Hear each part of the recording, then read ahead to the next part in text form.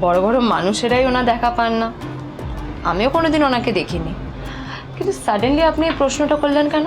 Actually ma'am, আপনার হাতের এই ফোনটা আসলে এটা ফোনের স্পেশাল এডিশন। এই কাটিং, এই ডিজাইন, এই লোগো, এটা জাল করা ইজ নেক্সট টু ইম্পসিবল। আর গোটা ভারতে বিক্রি হওয়া এই ফোনের সেকেন্ড পিস এটা, যেটা মিস্টার রয় চৌধুরী কিনেছিলেন। সেজন্য জিজ্ঞেস করছি ম্যাম, আপনি এই ফোনটা কোথা থেকে পেলেন? তবে কি নীলই মিস্টার রয় চৌধুরী, নাকি নীল এই ফোনটা চুরি করেছে?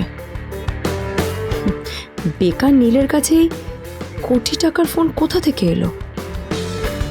নীলের সত্যিটা তাহলে কি? আর ও যদি সত্যি বড়লোক হয়ে থাকে, তবে ও নিজের শ্বশুর বাড়িতে খরচামাই হয়েই বা থাকে কেন?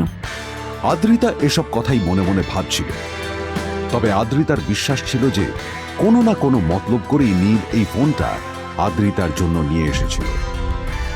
কিছুদিন পর আদ্রিতা সেই ফোনটার কথা ভুলে গেল।